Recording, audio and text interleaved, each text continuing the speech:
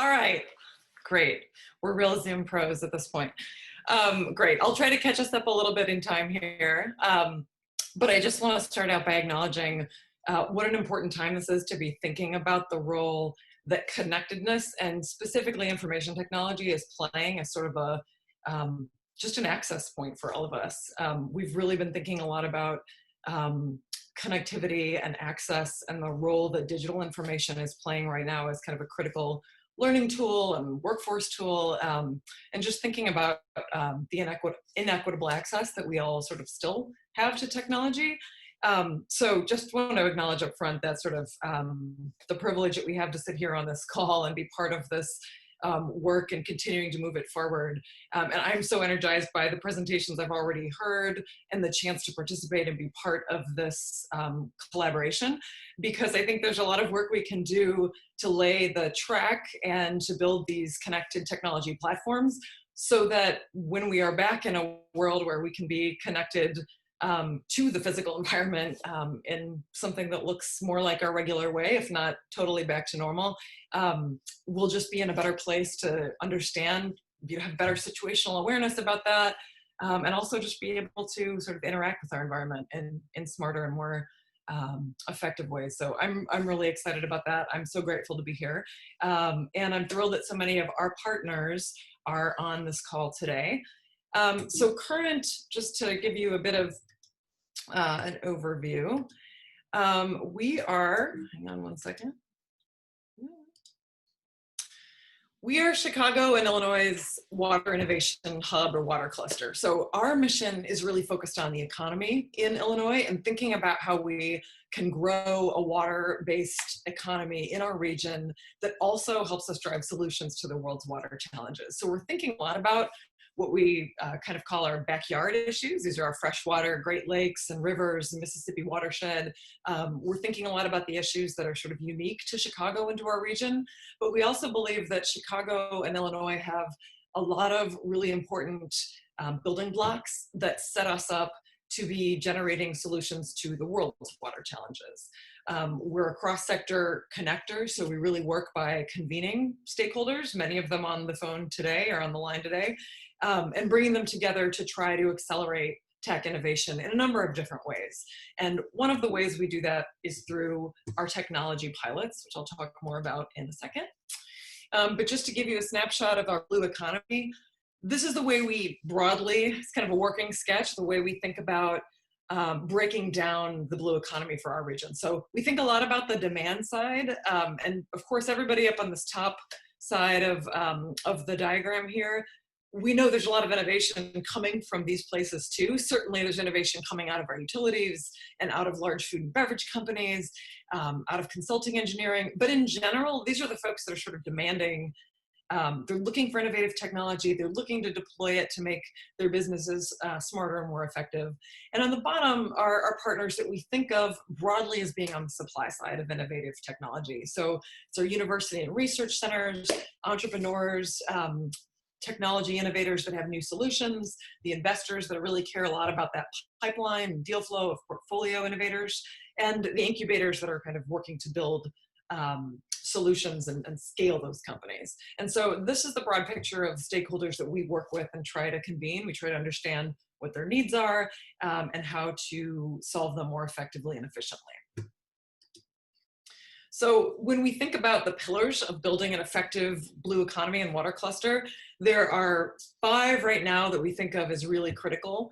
And today I'm just going to focus on pillar 1, which is actually deploying technology to solve local and regional water needs. So this is the idea that we can really demonstrate at home and in our backyard the ways that technologies can both solve our environmental challenges in water, but also build real solutions that are driving commercialization and building companies that create jobs and drive revenue. The project I want to talk to you about today is our largest pilot project.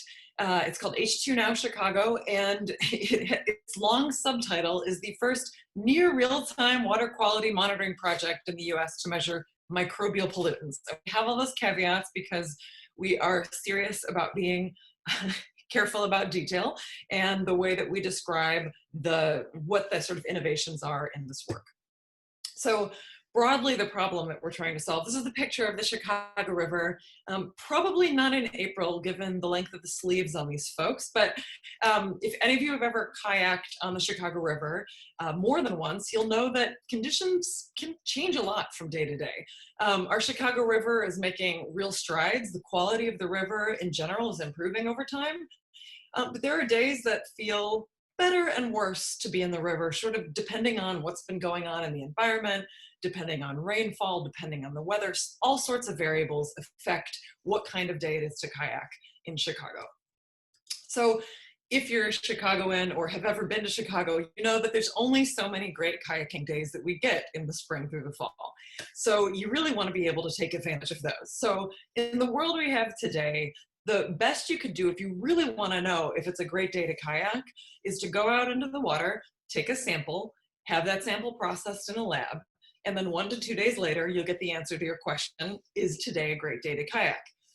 Not very useful because by then the weekend is over and you can't kayak anymore or the weather has changed. So for us in Chicago, the idea of having near real-time information about the quality of the Chicago River is actually really important and useful. So H20NOW Chicago is our project to attempt to address just that and help move us a little bit closer to a future of real-time water quality monitoring and active information about this river. The QR code on your screen, if you hold up your phone to that, it'll take you straight to the H20NOW Chicago static webpage where when this webinar is over, you can go a lot deeper and learn much more about the project. But I'm going to walk you through some of the key goals and features today. So near real-time information about the microbial quality of the Chicago River. I believe that we had a question in the chat about why does this matter? Why would we care about real-time information of lakes, of our rivers in this case? And in this case, we care for a number of different reasons, but one is to drive that recreational decision-making and hopefully increase it over time. There's a really big kind of framework plan in Chicago to make our rivers more useful, more actionable, and more productive. And so one of the reasons to get real-time information is to allow that information or those decisions to be informed by better information. It's important that the public knows about that, so education and engagement is an important goal of this project. And there's also a scientific observation component that's really critical for us. We're trying to learn something about the way river quality is changing in response to conditions and events like CSOs, which for those of you who don't know what those are, combined sewer overflows. It's a moment if you have a combined water and sewer system where our system is overwhelmed and there's overflow into the river. And so right now there are systems in place. MWRD monitors this, our large storm and wastewater utility. The Friends of the Chicago River also monitors this. So you can sign up for these point-in-time action alerts to understand when water overflow is happening. And that's important, but it's not the only story. The flow of the river is significant and there's lots of other factors that impact the quality. So we're trying to understand and observe how this quality is changing in real time. And finally, we have this goal of evaluating some really interesting novel technologies to understand how well they're working for real-time microbial water quality assessments. So I'll share more about those in a minute. Oops. This is the framework plan. Again, back to the why does this matter question. We're really fortunate in Chicago to have a terrific framework plan for our rivers. And this came out several years back and set 2020 and 2030 goals for our river that really put it in a framework that Current certainly appreciates being kind of very focused on this intersection of economy and environment and building an economy based on technologies and solutions that will actually solve environmental problems and build towards a stronger environmental future. But the Great Rivers Plan laid out goals that were common to the entire region. So it was a very participatory plan, lots of stakeholders engaged. And one of the 2020 goals for making our rivers sort of more useful and productive and livable was to have real-time water quality for all the reasons we just discussed. Informs action, helps make them more productive. And so when this framework plan came out, Current, as a organization focused on technology and innovation and brokering lots of partnerships to demonstrate pilots, said, we'll pick that one off. This would be a good one for us to help this community and this consortium achieve together. We're also keeping an eye on the relevance to this project globally. Current keeps a close tab on the SDG goals. These are the UN Sustainable Development Goals. So when we think about where we're going towards 2030, these very broad goals of 6, 11, and 14, all of these are relevant to this project and to the river. And of course, there's this binational collaboration that Tim was talking about at the beginning. For us, this is also a global collaborative opportunity because there are so many riverfront communities all over the world, river and lakefront cities that are interested in water quality monitoring, and that are, I think the potential for scaling this is really definitely global. And we've had lots of interest from other global partners, including 2 of our technology partners who I know are on the line today. So I just want to situate all of this in a global framework around how water quality is really mattering, not only here in the US, but to the world.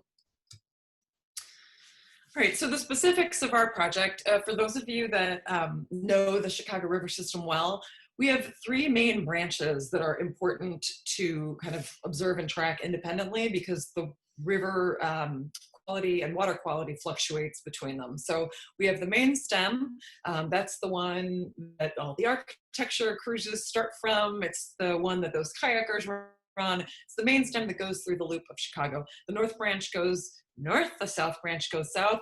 And there's an important equity story about the branches that we think it's really important to tell as well. So not only does the water quality fluctuate for many different reasons, there's heavier industrial uses along certain portions of the river.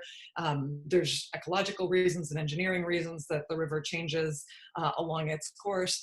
But also, for those of you who know Chicago well, the socioeconomic makeup of our city is very, it's overlaid on top of space in a really important way. So our communities on the south and west sides of the city tend to be poor. They tend to be communities of color. And so for us, understanding how to really improve the quality of the river across all 3 branches and improve its accessibility as an economic development asset, as a recreational and public health asset, that's really important to us. It's really important to that Great River Chicago framework.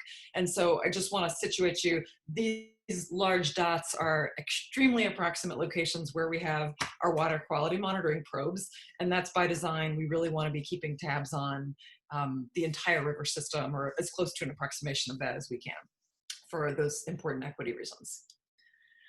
So this is the high level of all of the technology that's a part of the H20NOW Chicago collaboration. It's really important to call out that, again, this is a global technology partnership. It's not just companies that were grown in Chicago and in Illinois. Our partners from IOSite are Israeli, and I think Guy is on this call today. I think I saw him. I believe Rob is on the line from Proteus Instruments in the UK. That's the company that's making the probe that we are installing in the river that has the sensors that I'll be talking about later. Really important piece of technology. Ayeka, another important Israeli partner. Green Diamond, Esri, Comcast, all involved in different ways in communicating and sharing the data and analyzing the data. And then Tecta PDS, a Canadian company that's helping us actually validate the samples. It's a lab in a box, so it helps us understand whether the samples that we're taking in real time are correlating to the information that the probe's telling us. So it's really a global partnership. We're very excited about that. I'm excited to share innovations wherever we find them as we bring them into the project. So fecal coliform, this is the poop diversion, sorry about this, I'll keep it short, but why we're measuring fecal coliform, it's a group of microorganisms that are indicator organisms, and they're important to us because they can tell us in general how likely other pathogens might be present in the waterway. So we can measure them. There's other indicator microorganisms that you might be familiar with, like E. coli, but it's really important for us to look at this class of microorganisms because it's a pretty good proxy for other things that might be in the river. It's also valuable to us because our regulatory body, the Illinois EPA, has very important primary contact standards for the river. And so we want to always, this is what MWRD and other city agencies were kind of looking at how well we're doing towards meeting that primary contact standard. And that is one way of kind of assessing a threshold level of water quality for the river system, and that is also based on fecal coliform measurements. So when we were looking around at what should we track if we're thinking about tracking water quality, and all of you know there's many ways to do that, this is where we landed, and that's why we did. I'm going to go through this pretty quickly, and we can come back to the technology just because there's a lot here, and I know we need to save time. But in general, sensing and testing technologies that we were looking for three important features: accuracy, range, and speed. All of that important because we're trying to get really close to real-time estimates of these microbial levels, and it's based on all these other fluctuating variables in the river. And so accuracy, range, and speed are the three things that we were looking for when we did our technology assessment to come up with this sort of tech stack for H20NOW Chicago. The communication technologies, same things you're looking for in communication technology at home: reliability, the ability to transmit data in complex urban environments. We're testing a novel technology from our partners at Comcast, and really grateful for their support in testing a low power wide area network that's supplemented by cellular. So that's really important for us because it allows us to transmit data in dense urban environments with lots of buildings that otherwise can kind of make that a challenge. So we're testing not only the water quality monitoring technology, but there's actually a piece of information technology that we're testing in this pilot setting. We're really excited about that, and we're grateful for Comcast support to make that possible. Our partners on the data analysis and user experience, this is really critical for us because as Tim laid out so well, data is great, information better, and actionable information best. So we are really looking to design the outputs of all of this data in ways that can be useful for a range of different stakeholders. So we're looking for downloadable data in raw form or close to raw form to be available for the research community and people who may want to transform that data, merge it with other data sets. So we're looking to get as close to that raw material as possible available to certain users. And then there are other users that are just going to be looking for as close to a point in time, how's the river doing today sort of roll up. And so we're really looking for visualization solutions that help us meet the needs of all those different audiences. So what do we know so far? We launched this project in 2019, and we were in the field, up and running with the probes all through 2019, and we learned quite a bit about the technology setup. There were some really funny blooper moments, just learning to sort of work with the tech, deal with all the different variables, and also put together the sort of human side of this. So putting together cadres of volunteer samplers, helping to sort of get out there and come up with really interesting ways of sampling and collecting those water samples. So those are all stories for another time. But we've learned a lot, and we are at a place where we are confident that we're able to move to rolling out this data live to the public. This was our anticipated 2019 time, or this was our 2019 timeline rather. So we started it in April 2019 and got to a point in September 2019 where we had actually unveiled the static website and importantly validated the data with our scientific leadership committee, which is comprised of researchers from all of our partner universities, MWRD, and a range of other partners to just help us understand, is this working? Is the calibration set up what we need? What do we need to do to be confident that this data is actually good enough to share with the public? And so our 2020 goals, when we started 2020, were really about better data availability and just more consistency, higher accuracy and precision, which involved more sampling. And then this last three are really focused on how we communicate the data, specifically the limitations of it, like what is it, making sure people understand what they can and can't infer from the data that we're sharing, and then building a broader network of partners to make sure that we're getting this out as broadly as we can, and it is a project that's kind of owned by the full community. Calibration was a huge part of 2020 for us, doing more to really understand how the probes are set up and how close their readings are to what we're seeing when we take physical samples. So that was what our team was doing right up into March. with all of these partners, a really terrific group of folks that are part of this project, and it would not be possible without our community engagement partners who have all helped with the sampling, the critical funding I said up front from the Chicago Community Trust, Great Rivers program that makes this possible, our research partners and utilities who have really, the utilities, I can't say enough about how this would not be possible without their cooperation and support, getting us out onto the river, helping us install the probes, deinstall the probes, all the technical work it takes to get this done. But this is truly a large collaboration and a multi-sector collaboration, and Current's role has been to be the glue and sort of design it and again, get it into the world and move it forward.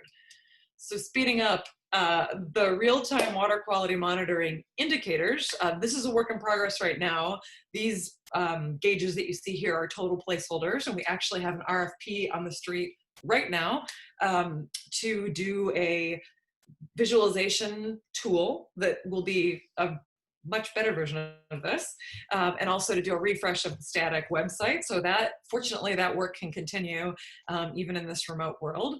We are planning for an eventual launch and public engagement, which we'll be really excited to do. This was supposed to be in May this year. That's obviously going to be pushed back just because we don't expect there's going to be large public events by Memorial Day and by the launch, and our calibration timeline's been pushed back. But we are really excited to get the community engaged, and these photos just give you a sense of all of the different sort of art projects and visualization dashboards. This kiosk on the left side of your screen is actually from New Zealand, but you can kind of get a sense for the roll up and the sense of real-time situational awareness of quality on the river and how that plays into a vibrant recreational season along the river in Chicago. Original timeline to have real-time data live by Memorial Day has been pushed back. We are hopeful still that it's possible that we might have real-time data live by July 31st. That relies on us being able to get back out into the field and continuing this important work of calibration and monitoring sometime early summer. And then we'll be doing more limited events to sort of roll out and communicate this. Worst case scenario, if you see at the bottom, it just sort of all bumps back by a year. We're still, there's a lot that we can do, again, to develop the website and the communication platform part of it. But until we can safely be back out in the river, this part of the project has to be on hold. Calling out our scientific advisors, a number of them on the phone today. I know Aaron Packman from Northwestern is here as well, and just a wonderful group of people that have helped us make sure that this is a sound, scientifically rigorous process, and really excited to sort of get others here on the phone and online engaged with us as we build this project going forward. This QR code, if you hold up your phone, will take you straight to the survey that we have live in the field right now. The H20NOW survey is a pre-live data point-in-time estimate of how people feel about the river and how they think about engaging with it. It's extremely basic. Our partners from University of Illinois at Chicago helped us to design this and get it out into the field.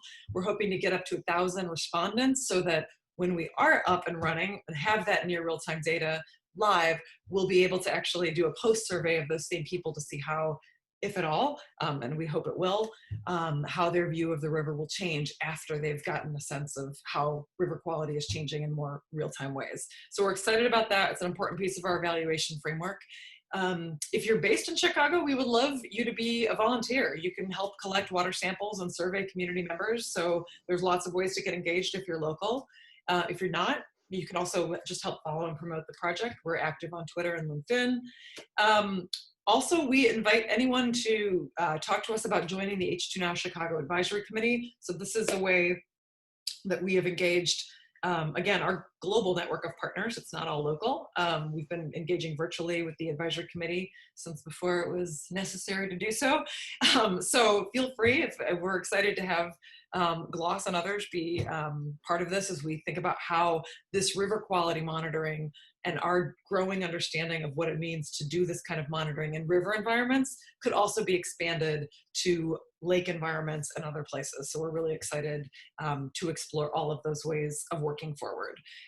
Current, again, we are focused on all of our environments in Chicago and Illinois. And so the Great Lakes are critical to us. We did not start there with our monitoring work, but we've developed an active database of promising novel water quality monitoring technologies. And we are really thrilled to be engaged in thinking about how to help make the Great Lakes smarter.